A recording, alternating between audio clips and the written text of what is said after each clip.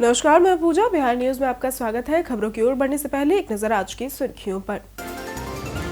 बिहार में सफेद क्रांति का नया ब्लूप्रिंट हुआ तैयार। जर्सी गाय और भैंस पालन को बढ़ावा देने की हुई सिफारिश। पटना में बनाया जा रहा 2 लाख लीटर क्षमता का मॉडल डेयरी फार्म। गांधी मैदान में अभ्यर्थियों की कसरत अब प्रतिबंधित। अभ्यर्थियों की लगातार कसरत और दौड़ से मैदान को हो रहा था नुकसान। शारीरिक तैयारी के लिए प्रशासन द्वारा चिन्हित अन्य मैदानों का उपयोग करेंगे अभ्यर्थी। बिहार के विश्वविद्यालय होंगे विश्व स्तरीय। 5 वर्षीय योजना के तहत कमजोरियों की पहचान कर होगा सुधार। जवाबदेही भी होगी सुनिश्चित। पटना आयोग ने पूरे देश में दिखाया उत्कृष्ट प्रदर्शन। 1 साल में 1000 से अधिक मामलों का हुआ निपटारा।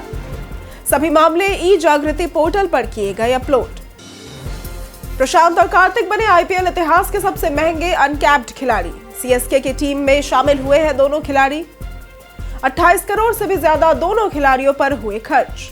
चलिए आप बढ़ते हैं शाम तक की बड़ी खबरों की ओर विस्तार से। बिहार में सफेद क्रांति का नया ब्लूप्रिंट हुआ तैयार। बिहार में सफेद क्रांति के लिए बिहार पशु विश्वविद्यालय ने एक विस्तृत ब्लूप्रिंट तैयार किया है। कुलपति डॉक्टर इंद्रजीत सिंह के निर्देशन में तैयार इस योजना में देसी गाय के साथ जर्सी गाय और भैंस पालन को बढ़ावा देने की सिफारिश की गई है। रिपोर्ट के अनुसार जर्सी गाय कम खर्चीली और कम बीमारियों वाली होती है, जिससे पशुपालकों का मुनाफा बढ़ सकता है। पटना में 2 लाख लीटर क्षमता का मॉडल डेयरी फार्म बनाया जा रहा है, जहां प्रशिक्षण और वैज्ञानिक शोध होगा। भैंस पालन को भी अधिक लाभकारी बताया गया है। बिहार में 22 दिसंबर के बाद बन सकती है कोल्ड वेव की स्थिति। बिहार के कई जिले आज भी घने कोहरे की चपेट में हैं, जिसमें पटना, बेतिया, गोपालगंज और सीतामढ़ी शामिल है। प्रदेश का न्यूनतम तापमान फिलहाल 9 डिग्री तक दर्ज किया गया है। मौसम विभाग के अनुसार 19 दिसंबर के बाद ठंड बढ़ सकती है और 22 दिसंबर के बाद कोल्ड वेव जैसी स्थिति बन सकती है, जिससे कुछ जिलों में दिन का तापमान भी सामान्य से काफी नीचे चला जाएगा। बेतिया और बांका में कोहरे से हादसे भी हुए हैं। पटना में सुबह व शाम ठंड बढ़ने की संभावना है। दरभंगा एयरपोर्ट पर कुछ फ्लाइटें कोहरे के कारण लेट है। हिजाब विवाद में सीएम नीतीश को पाकिस्तानी डॉन की धमकी। बिहार के मुख्यमंत्री नीतीश कुमार द्वारा एक आयुष चिकित्सक नुसरत परवीन के चेहरे से हिजाब हटाने का मामला विवादों में आ गया है। ये घटना पटना स्थित मुख्यमंत्री सचिवालय संवाद में नियुक्ति पत्र वितरण कार्यक्रम के दौरान हुई, जिसका वीडियो सोशल मीडिया पर वायरल हो गया है। इस पर नाराजगी जताते हुए पाकिस्तानी डॉन शहजाद भट्टी ने वीडियो जारी कर नीतीश कुमार से माफी मांगने की धमकी दी है।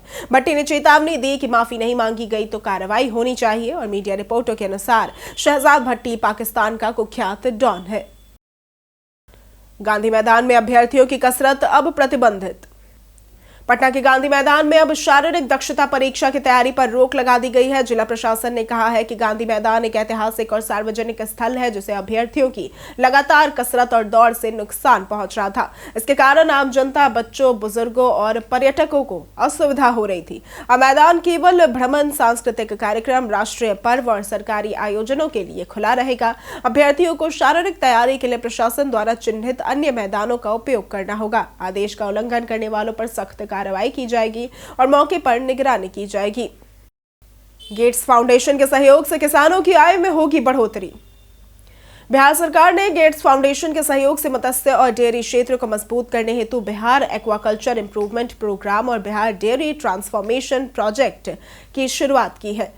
इन कार्यक्रमों का उद्देश्य ग्रामीण आजीविका को सुदृढ़ करना, किसानों की आय बढ़ाना और तकनीक आधारित समावेशी विकास को बढ़ावा देना है। मंत्री सुरेंद्र मेहता ने कहा कि सरकार पशुपालन और मत्स्य पालन के विकास के लिए प्रतिबद्ध है। मुख्य सचिव प्रत्यय अमृत और अपर मुख्य सचिव एन विजया लक्ष्मी ने आधुनिक तकनीकों के जरिए उत्पादन और पशु स्वास्थ्य सुधार पर जोर दिया। बिहार के विश्वविद्यालय अब होंगे विश्व स्तरीय। नीतीश सरकार ने उच्च शिक्षा विभाग का गठन उच्च शिक्षा संस्थानों में गुणवत्ता, शोध, प्रदर्शन सुधार और राष्ट्रीय व अंतर्राष्ट्रीय स्तर पर प्रतिस्पर्धा बढ़ाने के उद्देश्य से किया है। 5 वर्षीय योजना के तहत संस्थानों की कमजोरियों की पहचान कर सुधार और जवाबदेही सुनिश्चित की जाएगी। विभाग नामांकन अनुपात बढ़ाने, नए रोजगारोन्मुख पाठ्यक्रम शुरू करने, शोध और नवाचार को बढ़ावा देने और स्थानीय मांग के अनुसार पाठ्यक्रम डिजाइन करने पर जोर दे रहा है। ये सभी पहले राष्ट्रीय शिक्षा नीति 2020 के क्रियान्वयन और बिहार के विश्वविद्यालयों व महाविद्यालयों को वैश्विक स्तर पर सक्षम बनाने के लिए की जा रही है। पटना का कन्हौली शिवाला मार्ग 15 जुलाई तक रहेगा पूरी तरह से बंद। बेहटा खगौल मुख्य मार्ग पर कन्हौली से शिवाला चौक तक 18 दिसंबर से 15 जुलाई 2026 तक यातायात पूरी तरह से बंद रहेगा।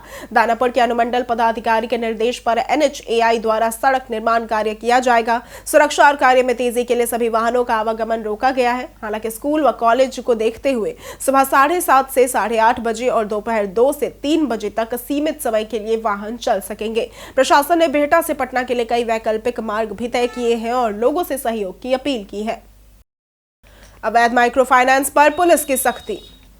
बिहार के मुजफ्फरपुर जिले में एक हृदय विदारक घटना के बाद पुलिस मुख्यालय ने राज्य भर में अवैध माइक्रो फाइनेंस कंपनियों की जांच का निर्णय लिया है। सकरा थाना क्षेत्र में आर्थिक दबाव से परेशान पिता अमरनाथ राम ने अपनी 3 बेटियों के साथ आत्महत्या कर ली, जबकि 2 बेटे बच गए। इस घटना को गंभीर मानते हुए डीजीपी विनय कुमार ने सभी जिलों के एसपी को निर्देश दिया कि गैरकानूनी माइक्रो फाइनेंस कंपनियों के खिलाफ अभियान चलाकर सख्त कार्रवाई करे। मामले में आर्थिक शोषण की जांच भी जारी है। बिहार में डॉक्टरों को मिलेगा एसीपी और डीएसएपी का लाभ। बिहार स्वास्थ्य विभाग ने 1222 डॉक्टरों और चिकित्सक शिक्षकों को एश्योर्ड करियर प्रमोशन यानी कि एसीपी और डायनामिक एश्योर्ड करियर प्रमोशन यानी कि डीएससीपी का लाभ देने का आदेश जारी किया है। यह निर्णय 28 नवंबर 2025 को राज्य विकास आयुक्त की अध्यक्षता में हुई उच्च स्तरीय बैठक में लिया गया था। विभिन्न वेतन स्तरों पर 610 डॉक्टरों को लेवल 11, 410 को लेवल 12, 131 को लेवल 13 और 71 को लेवल 14 में प्रोन्नति दी गई है। 203 आवेदन तकनीकी कारणों से अस्वीकृत हुए हैं। ये योजना डॉक्टरों को समयबद्ध प्रोन्नति और आर्थिक लाभ देकर मनोबल बढ़ाने तथा स्वास्थ्य सेवाओं की गुणवत्ता सुधारने के उद्देश्य से लागू की गई है। पटना आयोग ने पूरे देश में दिखाया उत्कृष्ट प्रदर्शन। राजधानी स्थित जिला उपभोक्ता विवाद निवारण आयोग ने इस वर्ष 1000 से अधिक मामलों का निपटारा कर देश में उत्कृष्ट प्रदर्शन किया है और सभी मामले ई-जागृति पोर्टल पर अपलोड किए गए हैं और उपभोक्ताओं को करीब 4.5 करोड़ रुपए वितरित किए गए। 24 दिसंबर को राष्ट्रीय उपभोक्ता दिवस पर डिजिटल जस्टिस के जरिए कुशल और तेज निपटारा विषय पर समारोह आयोजित होगा, जिसमें बिहार को भी सम्मानित किया जाएगा। मानव संसाधन और ढांचे की कमी के बावजूद पटना आयोग ने उत्कृष्ट कार्य कुशलता दिखाई। वर्तमान में स्थायी अध्यक्ष और महिला सदस्य की कमी, कर्मचारियों की कमी और सुरक्षा व्यवस्था की चुनौती बनी हुई है। सीएम नीतीश ने गया जी में किया कार्यशाला का उद्घाटन। मुख्यमंत्री नीतीश कुमार ने आज गया जी में बेपार्ड में आयोजित 2 दिवसीय उच्च स्तरीय कार्यशाला मंथन 2025 का उद्घाटन किया। उन्होंने संवाद वाटिका, नक्षत्र वन, ब्रह्मयोनी सरोवर का पुनर्जीवन, उन्नत पुस्तकालय, मोटर ड्राइविंग स्कूल और नवस्थापित स्पेस गैलरी का शिलान्यास भी किया। यह कार्यशाला बिहार के प्रशासनिक भविष्य और जिला केंद्रित शासन को मजबूत बनाने पर केंद्रित है। मंच पर राज्य के शीर्ष प्रशासनिक अधिकारी, सभी जिलों के डीएम और प्रमंडल के आयुक्त मौजूद रहे। मुख्यमंत्री के आगमन के कारण विशेष ट्रैफिक योजना लागू की गई। कार्यशाला कल तक चलेगी। केकेआर में शामिल हुए पप्पू यादव के बेटे सार्थक रंजन।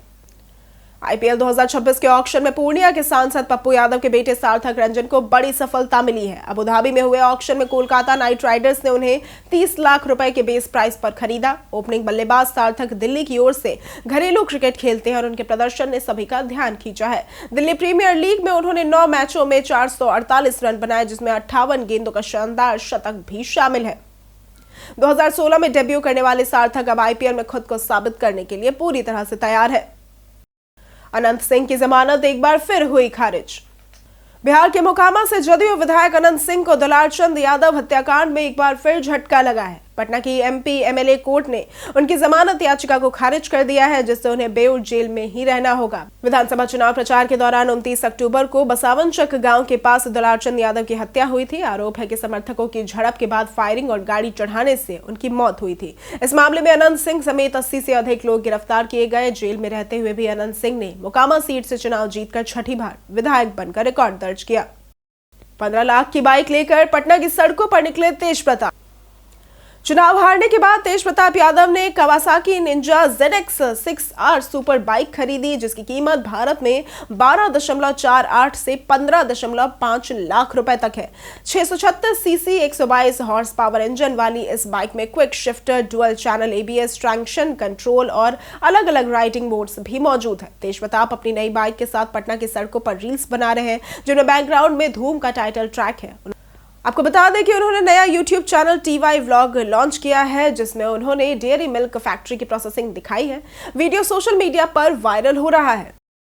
प्रशांत और कार्तिक बने आईपीएल इतिहास के सबसे महंगे अनकैप्ड खिलाड़ी।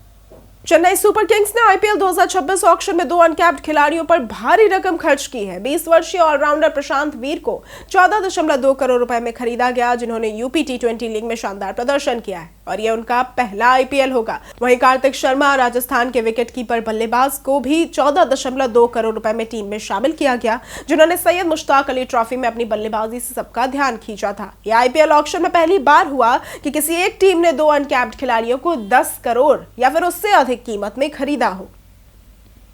बीते दिन हमारे द्वारा पूछे गए सवाल का जवाब आप लोगों में से बहुत लोगों ने हमारे कमेंट सेक्शन में लिख कर दिया है। जिन्होंने हमारे द्वारा पूछे गए सवाल का जवाब दिया है उनके नाम है संजीव कुमार, नरेंद्र कुमार, कमलेश पंडित, मनीष कुमार, लक्ष्मी मेहता, राजेश मांझी, राकेश मिश्रा, नीरज कुमार, विजेंद्र कुमार, नौशाद रजा, बागेश्वर कुमार, रंजीत यादव, मनोज दास, दीपक कुमार, कुश कुमार यादव, बाबूलाल मरांडी, रोशन कुमार, रोहित कुमार, कामेश्वर सिंह, राजेश कुमार शर्मा, धनेश्वर मंडल, राजेंद्र कुमार और राजकिशोर महतो।